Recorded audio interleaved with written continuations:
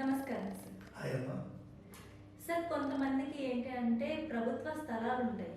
అవి కొన్ని ప్లేసెస్‌లో మనకు ఖాళీగానే కనిపిస్తూ ఉంటాయి. అందరూ ఉంటారు. కొంతమంది అంటే బాగా గిరిజనులు ఎవరో ఒకరు కొంతమంది అక్కడ కొంత కొంత ఇల్లులాగా నిర్మించుకొని ఉంటూ ఉంటారు. అలా ఉన్నప్పుడు వాళ్ళకి ఆ స్థలానికి సంబంధించి హక్కులేమన్నా ఉంటాయా? లేకుంటే ఉన్నన్ని రోజులు అది ఖాళీ చేసే అవసరం ఏదైనా ఉంటుందా సార్? ఇప్పుడు ఈ ప్రభుత్వ స్థలాల మీద ప్రభుత్వానికే పూర్తి హక్కు ఉంటుంది, యజమాని హక్కు ఉంటుంది. కానీ ఇక్కడ ఏమైతే అంటే భూమి లేని నిరుపేదలకు భూమి కల్పించాలి అనేది ఒకటి ప్రభుత్వం ప్రజాస్వామ్య దేశంలో అది అనేది ఒక డెమోక్రటిక్ కంట్రీలో కట్టసి కింద దాన్ని అలాట్మెంట్ చేసుకోవడం అనేది ప్రభుత్వానికి ఆర్జీ పెట్టుకోవాలి. ఆర్జీ పెట్టుకొని ఈ డెమోక్రటిక్ కంట్రీలో ఒకవేళ ప్రభుత్వం ఎనీ గవర్నమెంట్ ఏరియా నుండి వాళ్ళు హామీ ఇస్తే వాళ్ళ మేనిఫెస్టోలో కానీ ఎక్కడన్నా హామీ ఇస్తే ఆ రకంగా వాళ్ళు చెల్లుబాటు అయ్యే విధంగా పోతే దానికి అది లీగలైజ్డ్గా వాళ్ళ పట్ట అలాట్మెంట్ ఉంటుంది. కానీ దాన్ని అమ్ముకోవడానికి ఉండదు.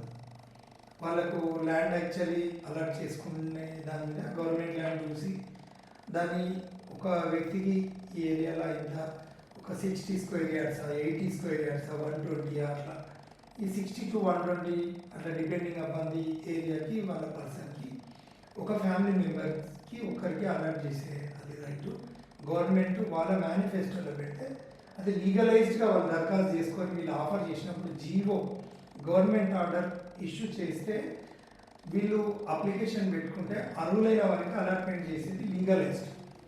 కానీ ఇక్కడ ఇల్లీగల్ యాక్ట్స్ అనేది ఈ తెలంగాణ ఉమ్మడి ఆంధ్రప్రదేశ్ ఉన్నప్పటి నుండి కూడా అంటే మనం అంటే గుడిసెలు వేసిండ్రు అది అంటే అంటే ఏంటంటే ఇల్లీగల్ ఆక్యుపెన్సీ అవుతుంది, అది లీగల్ ఆక్యుపెన్సీ కాదు. కానీ వాళ్ళ మీద ఒక మూకుమ్మడిగా చట్టంలో ఉన్నటువంటి కొన్ని లొసుకుల కారణంగా చట్ట ప్రకారంగా వాళ్ళ మీద ఎవరు కూడా ఎందుకంటే ఒక సామాన్యమైన ప్రజలకు తిరుగుబాటు అవుతుందని చెప్పేసి దానికి పోరు. అంటే ప్రభుత్వ భూమి మాకు హక్కు, ఇది మాకు ఇల్లు లేని వాళ్ళకి ఇల్లు కల్పించాలి, ఇది మాకు అయితే సోషల్ రైట్ సోషల్ జస్టిస్ అనే క్రమంగా పోతారు. కానీ వాళ్ళకి ఎటువంటి పట్టాలు ఇవ్వరు. ఈ పట్టాల కోసం ఎర్రజెండా పార్టీలు వాళ్ళందరూ లీడ్ తీసుకొని వాళ్ళు ఓటు బ్యాంక్గా తీసుకొని దీన్ని ఉద్యమం చేసుకొని ఇదొక రాజకీయం చేసి వాళ్ళందరినీ చేసి ప్రభుత్వ భూములు ఎక్కడుంటే అక్కడ కొన్ని గుడిసెలు వేయించడం ఆ రకంగా చేస్తారు. కానీ వాళ్ళకి లీగల్గా ఎటువంటి చెల్లుబాటు మళ్ళీ పట్టా కానీ అలాట్మెంట్ మాత్రం కాదు.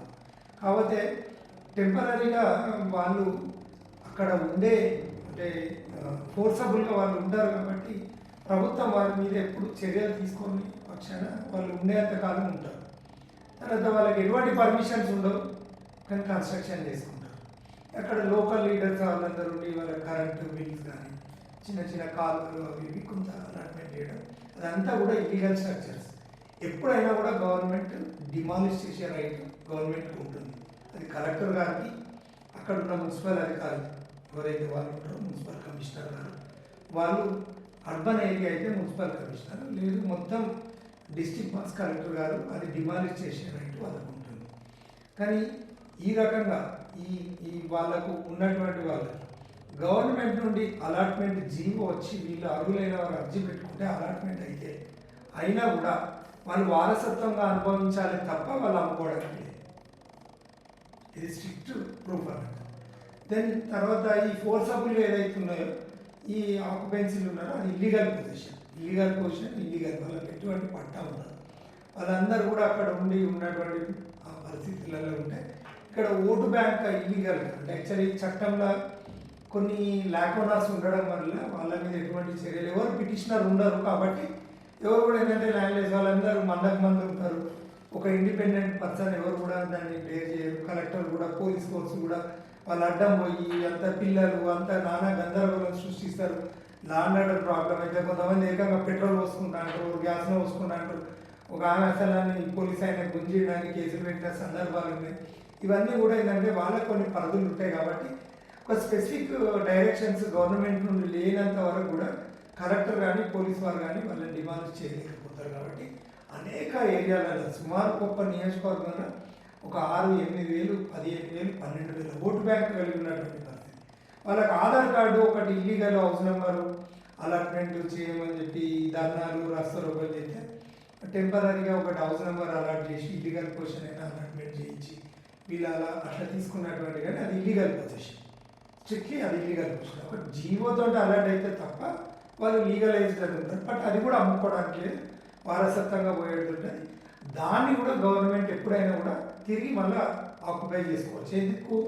పబ్లిక్ యూటిలిటీ కోసం.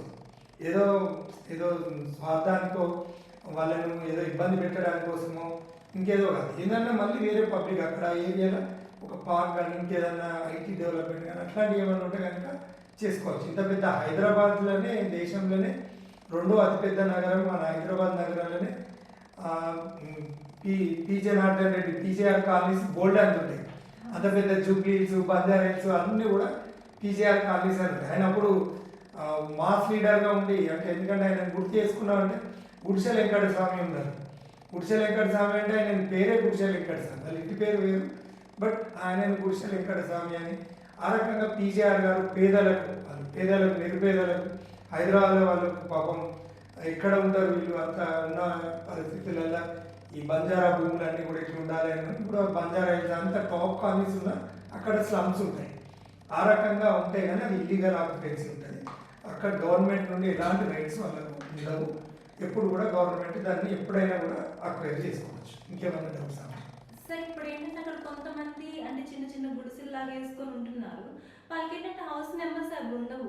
మరి రేషన్ వీటికి సంబంధించినప్పుడు వాళ్ళకి హౌస్ నెంబర్ కావాలి అనుకున్నప్పుడు వాళ్ళు ఎలాంటి ప్రాసెస్ చేసుకుంటారు?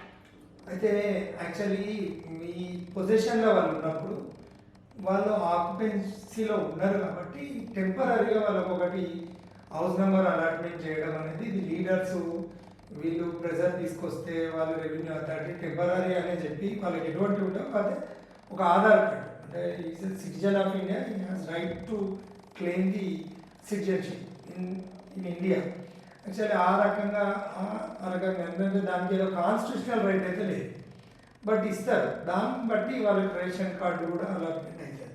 ఇదంతా కూడా ఇల్లీగల్, ఎప్పుడు కూడా తీసేస్తే పోయే పరిస్థితే. కానీ దాని మీద అలాట్మెంట్ చేసినప్పుడు అప్పుడు వాళ్ళకి అట్లా ఉంటాయి రేషనింగ్ కానీ అవి కానీ బీదర్ అంటే పూర్ పీపుల్గా కన్సిడర్ చేసి అది కట్టసి కింద ఇవ్వడమే తప్ప లీగల్గా ఉన్నది లేదు. అది ఎప్పుడైనా కూడా ఆ రైట్ వాళ్ళకి కోల్పోవచ్చు. ఓకే, చాలా చక్కగా వివరించారు. Thank you. హస్బెండ్ క్వశ్చన్స్ కూడా నేను ప్రిపేర్ చేశాను సార్. పెట్టండి.